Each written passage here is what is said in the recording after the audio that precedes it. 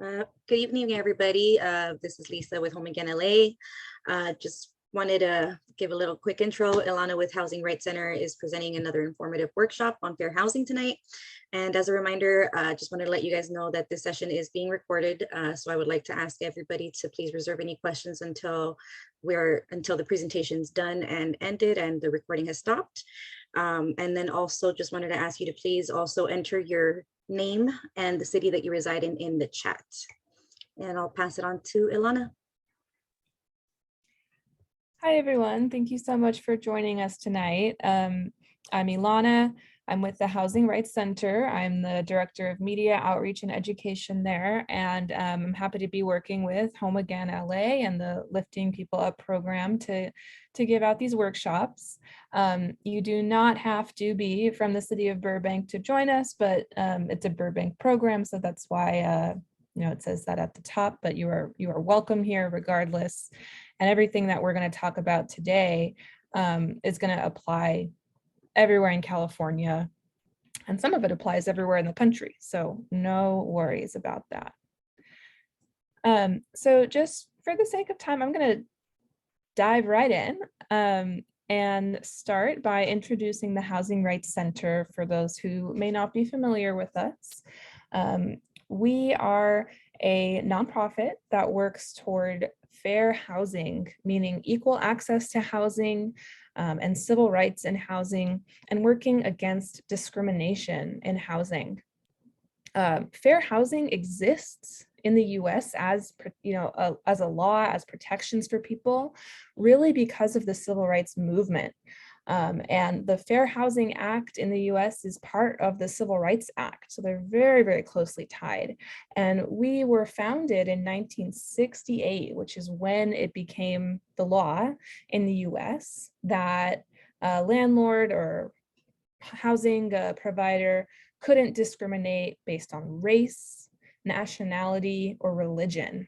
And then over time, more and more protections have been added that we're going to look at today.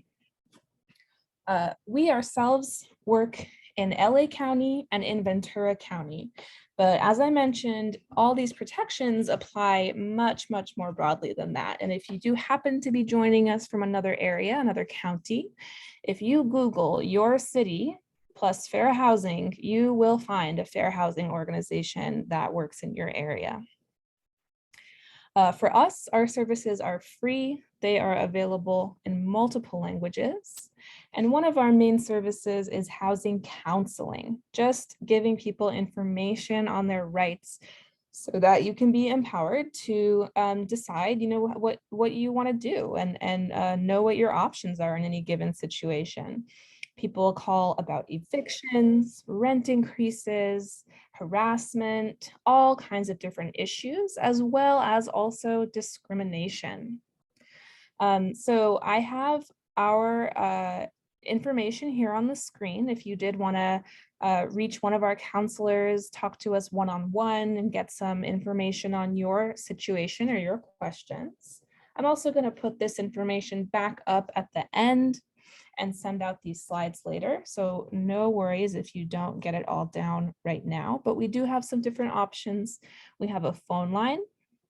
If you don't reach staff who's answering the phones, go ahead and leave us a message with your callback number. We also have an email that may be a little bit faster, info@housingrightscenter.org. Just let us know your city, because there are some things that do vary city to city. We also do have appointments for a phone call or a Zoom call, which you can book on our website, housingrightscenter.org.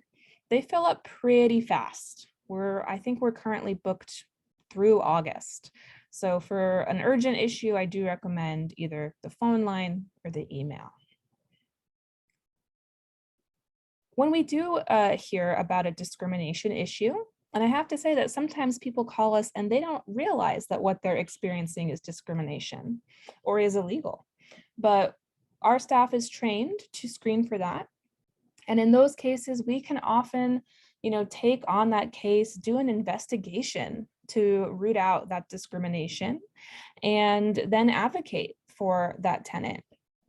A really common thing that we help with is getting accommodations for people with disabilities who maybe need something different in their home, and we'll talk about that today. And we also do outreach and education, just like this workshop, to let people know what their rights are, and also to let housing providers know, what their responsibilities are too. So I have our schedule of free weekly workshops on the screen. We do these every week online. You can catch them on Facebook, or you can go to our website to sign up for the Zoom. We do a live Q&A on Mondays, and we do workshops on COVID-19 protections on Thursdays and Fridays in Spanish and English.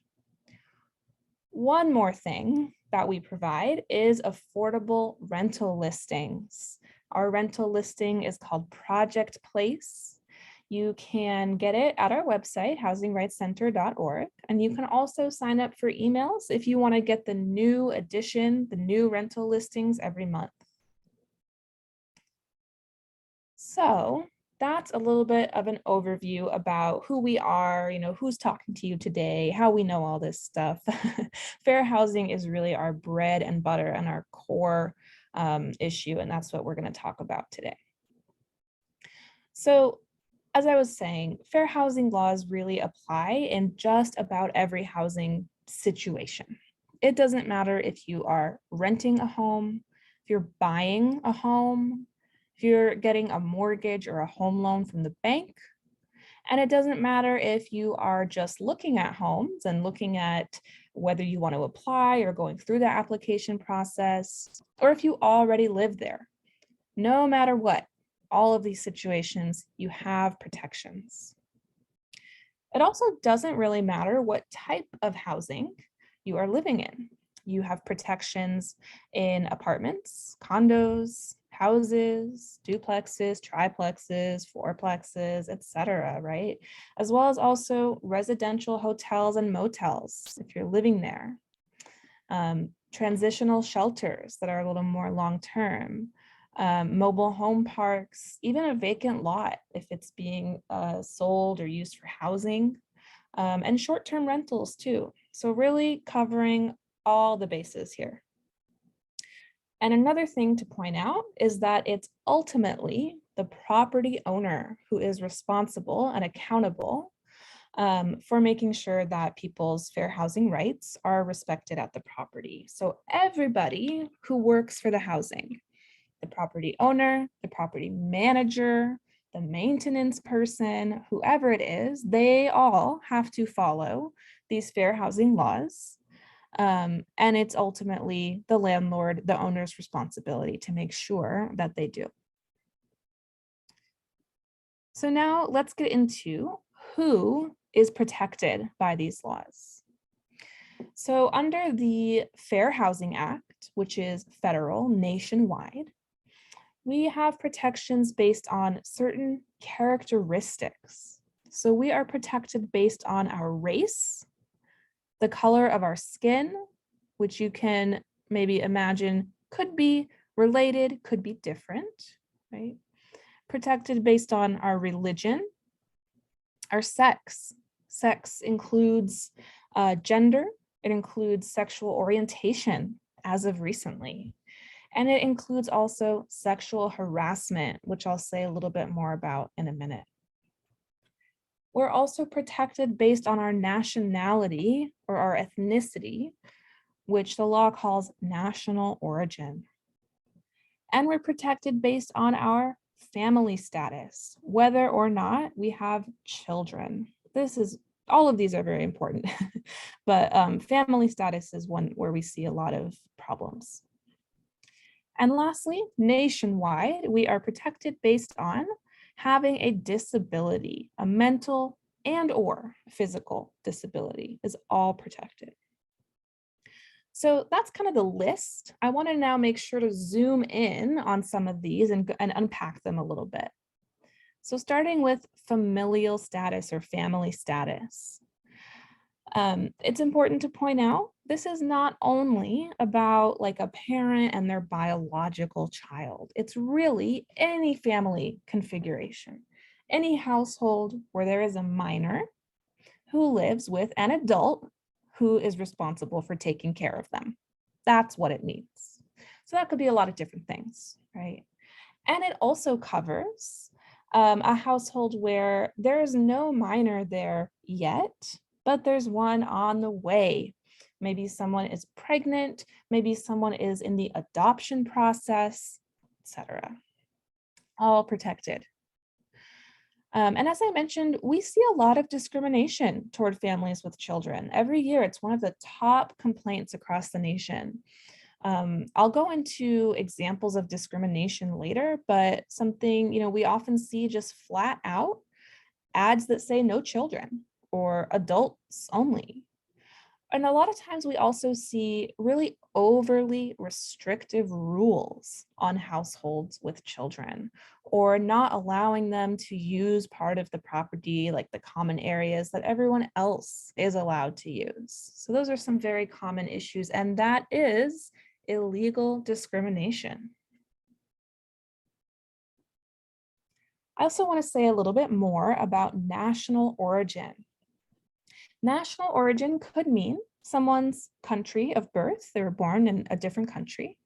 It can also mean ethnicity that is not necessarily tied to one specific country, like, for example, being of Asian descent or being of Latinx descent. It can also cover physical or cultural traits, like cultural clothing or hairstyle. It includes immigration and citizenship status. Very important to note. This is protected federally. And it also includes people who speak a language other than English, or maybe they speak English with an accent. All of that is protected against discrimination under federal law. So for example, a landlord couldn't deny a rental application because the person applying speaks only Spanish and speaks limited or doesn't speak any English. They couldn't charge a higher security deposit because a tenant is undocumented. They certainly could not harass a tenant with ethnic slurs, right? That's a very obvious form of discrimination. Or maybe trying to retaliate or punish a tenant in some way, maybe threatening to evict or something like this, because in this example, she gets a tattoo that's traditional to her culture, right? Maybe a face tattoo or something, and the landlord maybe isn't familiar, isn't accustomed, doesn't care, and says, I don't like that, right? That is not acceptable. Just some examples, but I do want to sort of show how broadly a lot of these protections can apply. All right, so also want to mention sexual harassment. Sexual harassment in housing, when it's done by a housing provider, like a landlord or a property owner, or if they tolerate another tenant doing it, right? This is actually discrimination based on sex. And one of the really common forms of sexual harassment that we see in housing, we call it quid pro quo, which basically means a favor for a favor. The landlord or whoever it is, right, they're trying to demand some kind of exchange with the tenant or the applicant. Maybe the landlord says, I will only accept your application if you do something sexual for me. Or maybe someone's already living there and the property manager makes a demand for some sexual act. Tenant says no, and the property manager evicts them. Or withholding repairs, maybe. And again, everybody is accountable. So the maintenance worker, even if they're a contractor, even if they don't normally work there, right? They're accountable too. Refusing to make repairs unless the tenant gives nude photos. Just examples of something where there's some kind of favor or exchange or punishment. But there's also sexual harassment where that's not the case and where there's just some kind of unwelcome behavior. And sometimes that can be just one incident that's really severe and is enough to make someone feel unsafe in their home, right? Sometimes it can also be maybe lower level harassment, but it happens all the time, or it's pervasive, right? Either of those can be a hostile environment when it comes to sexual harassment. If it gets in the way of you being able to live comfortably there, live safely there, live without fear, access certain areas, all of that, right? That is a hostile environment. So we have our examples: unwelcome touching or kissing, unwelcome comments, unwelcome text messages that are suggestive, or sometimes even entering the apartment, entering the unit, maybe late at night, going into the bedroom. I mean, it ranges from unpleasant to really scary, right? And all of these things are, again, totally illegal, and they have this added element of being considered discrimination, which means that the penalties can be higher because there's more to it. So those are, again, all of those things that we just talked about. Everywhere in the nation, we have those protections. In California, we also have another fair housing law called the Fair Employment and Housing Act. And it gives us some more protections too, some more protected characteristics: ancestry, marital status, whether we are married to the other person who's in the unit. Sexual orientation has been covered in California for a long time. Gender identity, gender expression, that could be pronouns, that could be clothing that someone wears. Source of income, this is a big one. I'll say more about this in a second. Medical condition or even genetic information can qualify in California for protections. And military or veteran status as well is protected in California. So I want to say more about source of income. This, as I said, this is a biggie. And so what we talk about, what we mean when we talk about source of income is, as it says, where the tenant's income is coming from, assuming it's something legal. We're not talking about organized crime, but we're talking about, for example, rental assistance, some kind of subsidy, alimony, child support, and very importantly, Section 8. In California, a landlord is not allowed to refuse an application because that tenant received Section 8. They are not allowed to advertise, no Section 8, we don't take Section 8. Yeah, I see, Symphony, I see your reactions. Good. I really want people to understand this. This is very important because I bet it's common, right? I bet you have seen those ads that say no Section 8. If you're here today with a voucher, I bet you have been told, no, I don't take a voucher, right? That is not legal in California. Another thing to point out is that if there is an income standard in the application, like for example, they say you have to make 2 times the rent or 3 times the rent, right?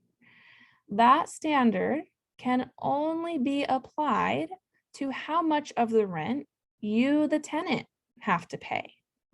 So if your portion of the rent is $200 and the voucher is covering the rest, and the standard is 3 times the rent, you only have to make 3 times $200. So you have to make $600, right? Yep. Yeah, I see some more surprise in the chat. I'm so glad you guys came tonight because this is we see this all the time. And I really would love if folks would report this to us because we would love to do some more investigating. This is a little bit new. It's only a couple of years old that the state has really made this clear. So that's one of the reasons why a lot of people don't know about it yet and why we're just getting started in enforcing some of this. But all right, I'm going to move on to some additional protections. California has some protections for tenants who have survived domestic violence or other violent crimes that are either sexual or that happened in the home. So for example, if someone needed to change their locks, right? They would not necessarily have to give the landlord a lot of notice or even get the landlord's permission. Technically, they should let the landlord know, and within 24 hours, if the landlord says no or doesn't respond, they can change the locks anyway. You could also break your lease if you need to escape or go somewhere you cannot be found, right? And you wouldn't necessarily have to pay out the whole rest of the contract, all those months of rent. There are protections in California based on immigration and citizenship status, and we talked about they're very similar to the federal protections. Like if you don't have a social security number, for example, and they wouldn't be able to run your credit, you should be able to provide some alternative form of financial history, just something to show that you pay your bills on time and you'll pay your rent on time, something that doesn't require a social security number. We also have protections in California for age, and age is referring to adults who are over 40 years old. So when it comes to minors, when it comes to under 18, that's family status, right? But for adults, the age of adults, that is in California from the UNRRA Civil Rights Act. I want to make sure we have enough time to get through everything, so I will just highlight here this law in California about primary language. On the screen, there is a list of 5 different languages: Spanish, Chinese, Tagalog, Vietnamese, or Korean. If one of those is your primary language, you can bring an interpreter with you to help you understand the lease before you sign. That interpreter doesn't have to be a professional, could be someone you know. Or instead, you could request a translated copy of the lease in one of these languages, and the landlord would need to provide that. Right? So the goal here is to make sure that people can understand their lease. They're not going to be exploited signing a lease that they don't understand. And of course, if you're following along this presentation tonight, I assume your English is good enough that maybe you wouldn't necessarily need this, but maybe you could be this person for someone else, someone in your family or someone that you know. All right. So we've covered who is protected, and now I want to give some examples, some more examples of what actions are actually illegal discrimination.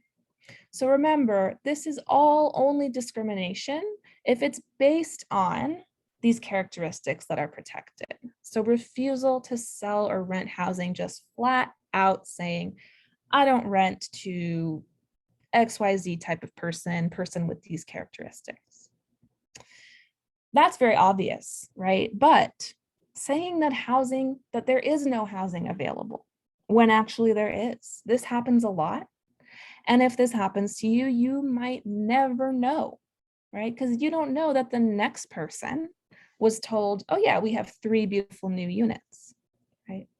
So fair housing organizations like the Housing Rights Center and all the other ones across the country, this is one of the ways that our investigations come in really handy, because we can find this stuff that someone who experienced it may not even be able to complain about because they didn't know it happened. Just a side note there. Having different terms or rules, for example, with families with children, I mentioned that as one example. Discriminatory statements or ads. So no Section 8 was an example of a discriminatory ad, but sometimes, again, they're not that obvious. Sometimes they say healthy, active community. These are kind of adapted from real examples. Healthy, active community. So someone who has a medical condition or a disability, right, could interpret that to mean they're not welcome here, right? Or ideal for young professionals, right? Why young? Why do you have to be young? Why do you have to be a professional? If you have some other type of job or income from somewhere else, that is supposed to be treated the same. So both of these would be red flags for discrimination. Of course, any threats, intimidation, or harassment, certainly illegal. And when it is discriminatory, again, there's just that added layer where they've done another thing wrong on top of just simply threatening or intimidating someone. We also will see, especially for people who are looking for homes, we'll see them get steered to a different area. Maybe a mother and a child are looking for an apartment and the rental agent says, you know, this neighborhood doesn't have parks with nice playgrounds, the schools are not so good.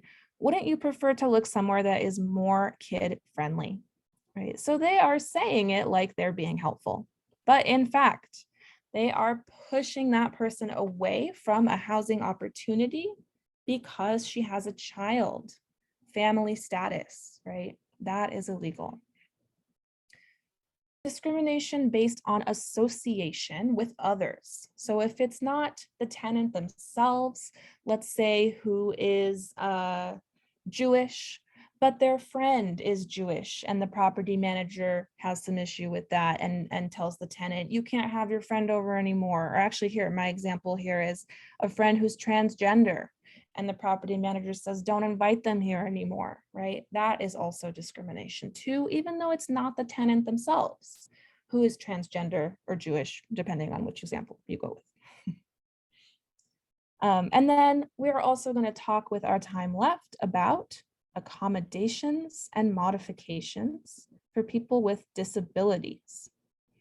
Before we dive into that topic, I did want to make sure to flag some of the things that tenants can be screened for, basically, that you can be rejected on this basis, because we do get that question a lot and I want to make that clear. So again, income level, they might have a standard like 2 or 3 times the rent. That is legal. Credit scores, the application can, they can have a standard for credit scores. References from past landlords. And on the right, you can see I have sort of what the rationale is supposed to be behind these criteria. And they're supposed to be essentially, can the landlord do business or have this person as a tenant and run their business?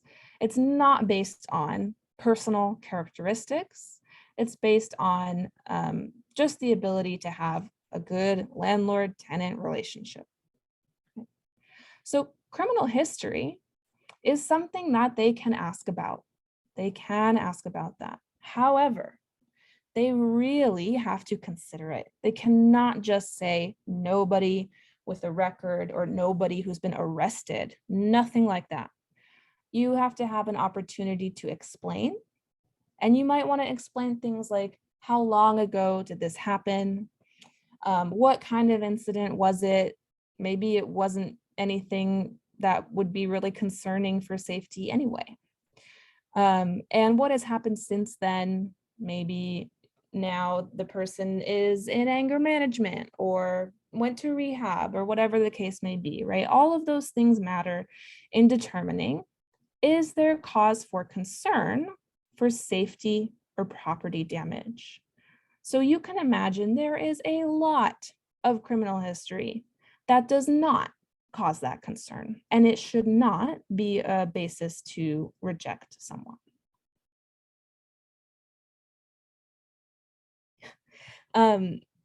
You can also, or a property may also have a no smoking policy, and they could reject based on smoking status, as well as also a no pets policy. And when I say pets, I'm not talking for the moment about support or therapy animals, but just sort of regular pets. Those can indeed be banned. All right, so with that segue of the pets, I guess, let's go ahead and start to talk about disability. And we talk about this, the reason this is such a big part of this presentation is because it's much broader than you might think. And some of this may apply to you and you did not realize it. So disability protections in fair housing, it is not necessarily about a specific diagnosis. Okay, the diagnosis actually gets to stay private throughout your whole tenancy. You never have to disclose it in order to get disability protections. What you might have to talk about is some symptoms, because disability is defined by the impact on the individual. It does have to come from some physical or mental impairment is the word the law uses, condition, some kind of situation that's physical or mental. And that has a limit, that puts a limit on your major life activities. So it limits your ability to see or hear or walk, breathe, use your hands, take care of yourself independently, learn or maybe read a notice, read a lease, or speak. There could be more as well. These are kind of the big ones. If any of these things are impacted by some condition of some sort, that is a disability in fair housing. So here are some examples, and these are different types of causes that could potentially have these impacts on an individual. But for every individual, it might be different, right? One person with autism does not necessarily have the same limitations or experiences as another person with autism. Same for HIV, same for anxiety, same for COVID-19, right? So it is based on the individual's experience. And that is very important. So, of course, people with disabilities have all the same rights and protections that we talked about for all the other characteristics that we looked over. They can't be rejected because they have a disability or charged more because they have a disability, all of that stuff that we looked at, right? And in addition to that, people with disabilities also have the right to request changes or some kind of exception to a policy in their housing in order to get equal use out of their housing, equal access, be able to get just as much out of it as someone without a disability. So you can see here sort of a sneak preview of one example being maybe a designated parking space. But let's look at a little bit more detail. So when, I'm going to show some examples in a second, but when you make a request, so first of all, I'm going to say, and speaking for the moment to people who might be making such a request or thinking about it, think big. Think about what do you actually need and start from there. What would be helpful to you? So in determining whether to grant the request, this is what makes, basically what makes it required for the landlord to grant. Number one, if it is necessary for the tenant. It improves your ability to live there. It enables you to be a tenant at all. You wouldn't be able to pay your rent if you didn't have this accommodation or whatever it is. And it is directly related to the disability.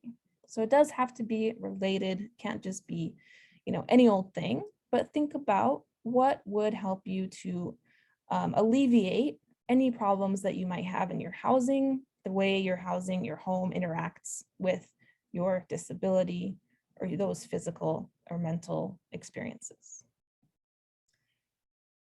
Then the question for the landlord is it reasonable?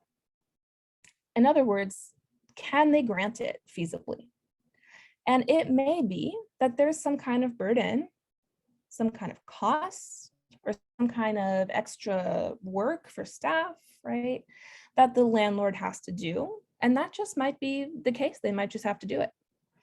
But if it does become too much of a burden, too excessive, or too big of a change to their business, then they don't have to do it. So there's basically a threshold. And it, again, all of this stuff is going to differ from case to case because every person's disability is different and what they need is different.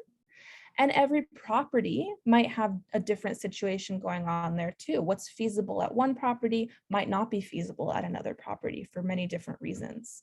So it's very, very individual. Now, the landlord can, in many cases, ask for verification that the tenant needs their request because of a disability. Like I said before, this should not include a diagnosis. That is the tenant's private medical information. It just needs to say that because of the impact on your life activities, right, the tenant needs the thing they're asking for. That's it. And it doesn't necessarily have to be a doctor's note. I will say from a doctor is the strongest form of verification, and I would highly recommend that if you can see a doctor, that's what you get. But there are times when that is not possible for some households.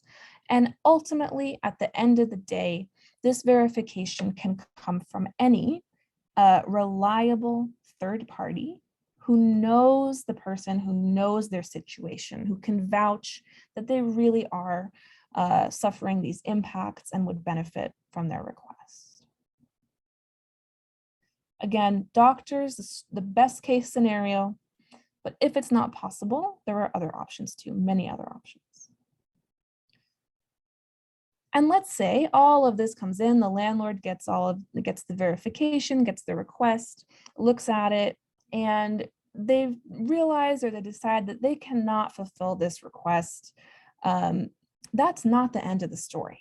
They have to come back and have a good faith dialogue to try to find something else that they might be able to do instead, right?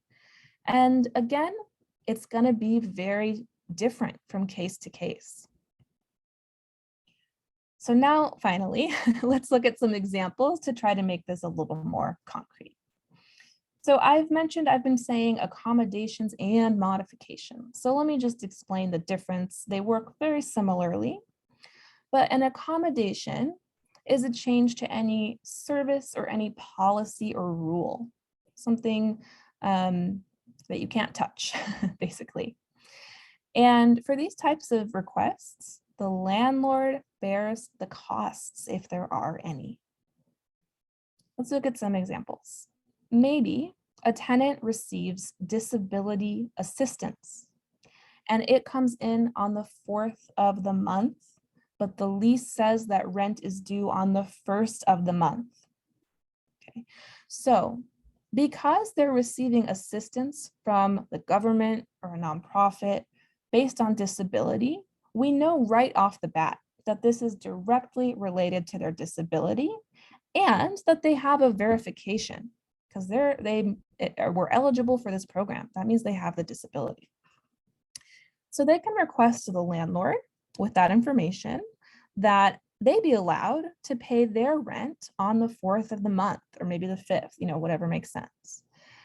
And most likely, again, every situation is different, but most likely this is not going to be too unreasonable for the landlord to grant. Most likely this is doable, this is reasonable. And that doesn't mean that everybody else is going to start paying their rent on the 4th. Everybody else stays the same. It's an exception for this one person based on their disability.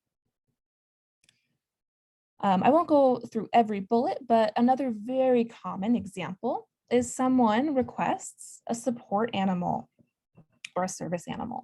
I'm not sure if folks know the difference. I'll just really quickly explain.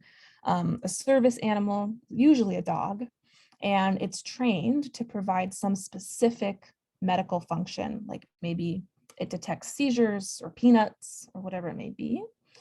And it does have a specific certificate because it has to pass that training.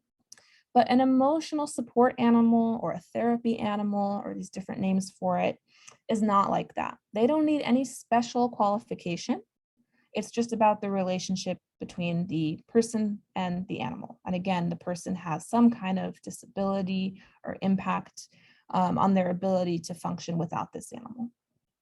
Right, so let's go with the emotional support animal, since I think a lot of people have a little bit of a harder time understanding that one.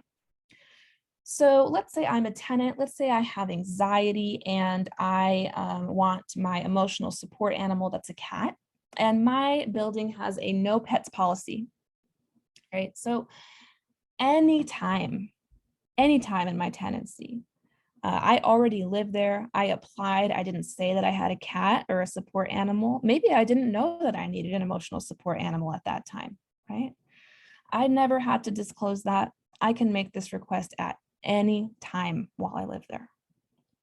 And I say to my landlord, I need an emotional support animal for these symptoms that I have of anxiety or, however, whatever I can say.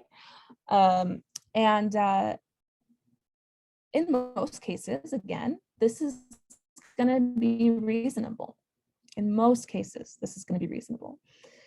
Let's say that the landlord says, well, how do I know this is an emotional support animal? Well, how do I know it's not just your cat and you're just trying to get out of my no pets policy? So I should have some kind of, again, verification, maybe a therapist, a social worker. If I can't get access to anybody with sort of a professional capacity, in worst case scenario, I could simply bring verification from someone who knows me very well. But ideally, I'm going to get it from a doctor, a nurse, a psychologist, or something along those lines. That's the strongest form of verification.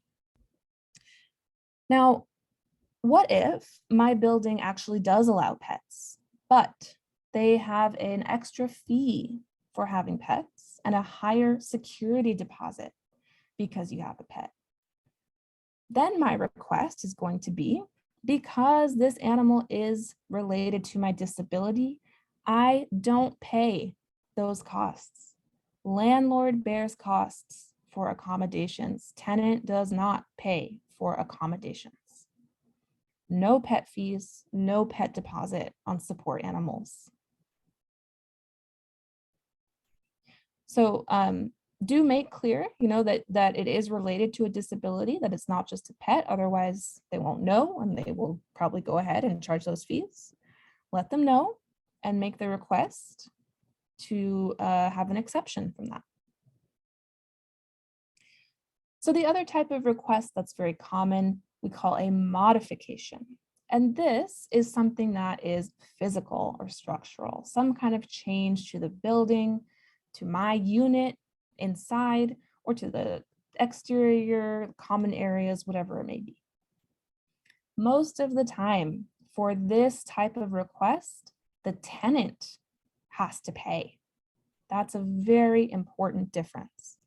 Everything else works pretty much exactly the same way. I make my request, I provide some verification, and the landlord looks at the property and says, is it possible for us to install grab bars? Probably, right? Is it possible to install a wheelchair ramp? Maybe. We do see problems with that occasionally. And the tenant pays. The only exception is if it is federally funded housing. So if it's some kind of subsidized program, not a voucher, but the housing itself has some kind of subsidy, then the housing should pay for it. Okay, let's see.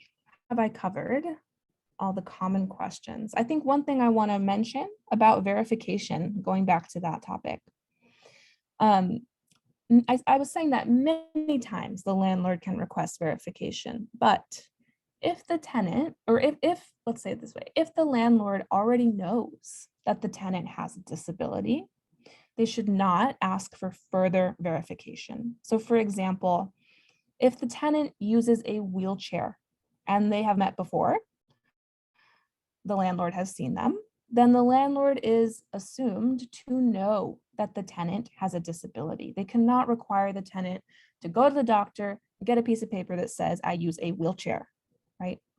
It's only if it's something that you wouldn't be able to know right away or you don't already know about, which could be a lot of different things, like, for example, anxiety. You wouldn't necessarily know from meeting someone. Another thing to point out with modifications, is that in some cases, the landlord can actually require the tenant to put it back the way it was when they move out. Not in all cases, only when it is reasonable. There's that word again, reasonable. And again, we have every situation might be a little bit different as to what is reasonable. But it's usually going to be like, for example, if the tenant had the countertops lowered in order to reach them from a wheelchair, let's say, most likely it would not be reasonable for the landlord to require them to put it back. But maybe grab bars could potentially be an example of something that would be reasonable to undo when moving out. And also, if it's in the common area, they cannot be required to take it out because it benefits everybody. Just trying to cover some of the FAQs in advance, but please, again, feel free. I do see some questions in the chat. I haven't been able to read them yet. I'll get to them. Before I get to those, I just want to make sure to share these resources. If tenants do receive an eviction notice, it's very important not to try to go it alone and not to ignore it. Eviction, first of all, can be a form of discrimination, right? An eviction can be discriminatory. It might not be, but it might be, and that's something to consider.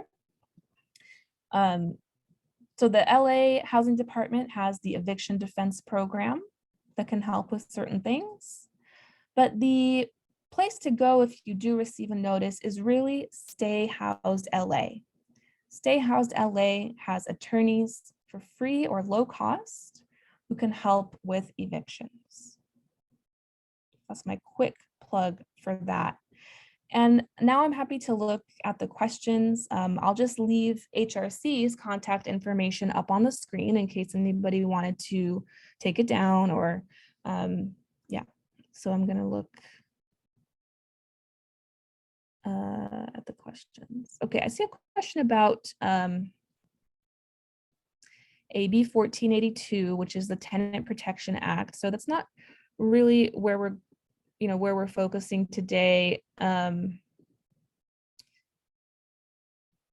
if you want to follow up with this question, because I'm not really sure that I understand the whole scenario, but maybe just go ahead and follow up with us after this.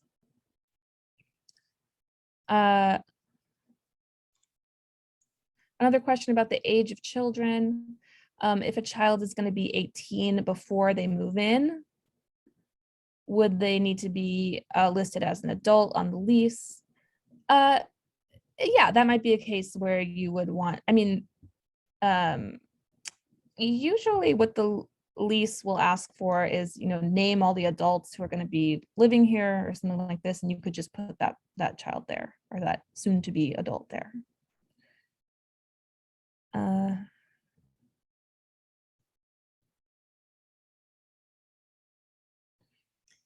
If your emotional support animal passes away, what do you need to provide to landlords for a new emotional support animal? Great question. Typically I would say that each new animal should probably get a verification of its own, but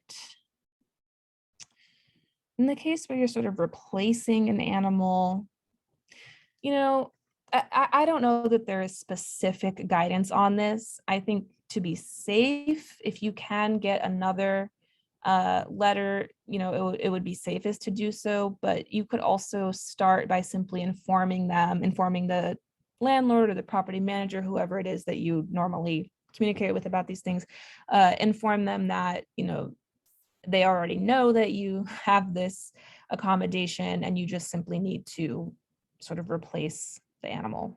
Sorry to say it like that, but yeah. But it may be a little bit of a gray area. So I guess I would just say, better safe than sorry, if possible. Do you need to disclose when you apply for an apartment that you have an emotional support animal? No, you do not. No, you do not. And the application may ask that. That does happen sometimes, but you do not need to disclose that. An accommodation request can be made at any time in the tenancy as long as you still live there. So, you know, not after you move out, but while you're there.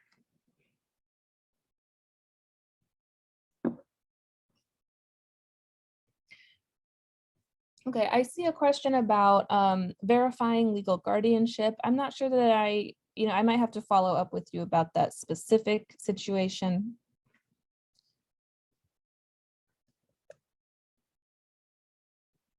But I will, if you, let's see, what would be the best way to do that? I guess I have your email since you registered, so maybe I can just follow up with you there, if that's okay. I might have to check with our counselors about that particular situation.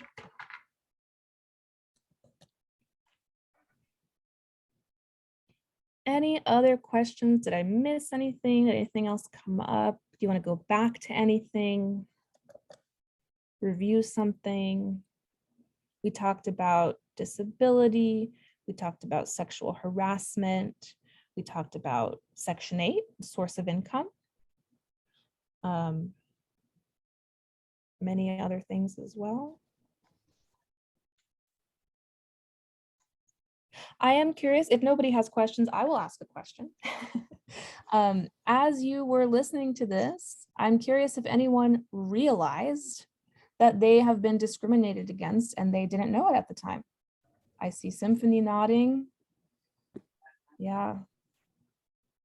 I think Rosalind has her hand raised. Oh, I'm sorry. Oh yes, go ahead, Rosalind. I see you're already unmuted. Hi. What would be an example of like an accommodation or, notifying someone when someone has, for instance, a drug or alcohol addiction? I have a client that recently had a very traumatic experience and then come to find out that this person actually, well, they have a disability, like something like PTSD, but I just found out also that they also have alcohol addiction. Mm-hmm. Yeah, good question. Yeah, that comes up a lot for sure. Or, similar situations, similar issues. So, okay. So let me back up a little bit and address a couple different aspects of it just for everybody's benefit before I get to your specific client situation. So in terms of what is considered a disability, the impacts of past addiction to drugs or alcohol may be considered a disability, right? The impacts of a past addiction that somebody has, as you may know, this can cause real health impacts, liver issues, all kinds of different things that can certainly have some of these impacts, right? And if someone is not currently using, but they still have those impacts, that absolutely can be protected under disability protections. When it comes to current substance abuse, landlords in general are not required to tolerate criminal drug use at the property. In some cases, depending on the city might actually make them take action about that, which is a whole other story. So current abuse of illegal substances is not protected as a disability. In the case that you described, and in many cases, it is possible that the person's substance use could be related to a disability. PTSD is a great example, right? I don't know this person, I can't say, but it's possible that, as a result of PTSD, someone starts to abuse a substance, alcohol, or a drug. So in that case, it is possible, again, it all varies so much. Sorry, I'm hedging so much on purpose, but it is possible that, let's say the landlord gave an eviction notice and said, I'm evicting you because you've been using illegal drugs on the property, right? Which in most cases would be a valid reason for eviction under the law. But the tenant could make a request, a reasonable accommodation request, and say, my request is that you rescind this eviction or at least delay this eviction and allow me the chance to get it under control, basically. again, specifically because in this scenario, it's related to a disability, right? And that would be definitely something they would need to provide some verification of that. It would probably have to be some pretty strong verification from a doctor in this case, right? But it's possible that this could happen. And, you know, these cases have happened. And at that point, you know, the landlord, assuming that these criteria of it being, here we go, necessary and reasonable, assuming that this is met, the landlord would rescind the eviction, but the tenant would basically be on kind of like a probation where they would kind of need to potentially show that they're going to make some change, like perhaps go to therapy, go to AA or something like this, to avoid this being a problem again. And again, this is only because it's related to a disability in this case. A lot of times people are not going to be afforded this chance when it comes to illegal substances because they don't have this disability protection. Does that make sense? Yes, thank you. Absolutely. And I'll also add too that this kind of situation could also apply not just for drugs or illegal activities, but also, let's say, an altercation with another tenant. They have a fight, right? And the tenant could say, well, I have this particular emotional or mental disability, and that's, you know, I got triggered, or I couldn't take my meds that day, or whatever it was, and they could request, again, not to be evicted based on that, but to have the chance to go to therapy or anger management.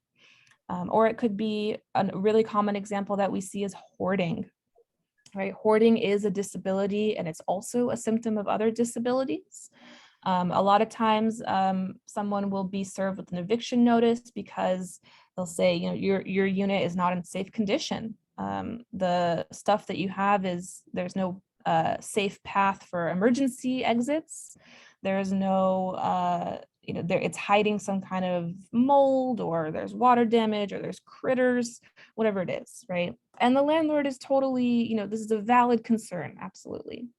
But because it's a disability, the tenant does have the chance to say, you know, I request basically another shot, and to just get their home to some kind of, you know, minimum health and safety standard. They don't have to be Martha Stewart. They just have to meet the health and safety needs of the property. And they might work with an advocate, and they might have to send pictures of their progress.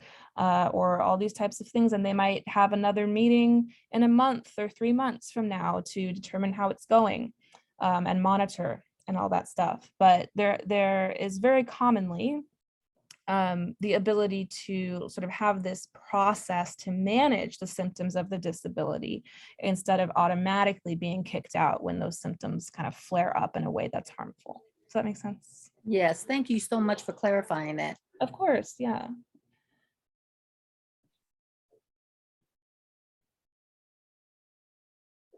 Any other questions tonight?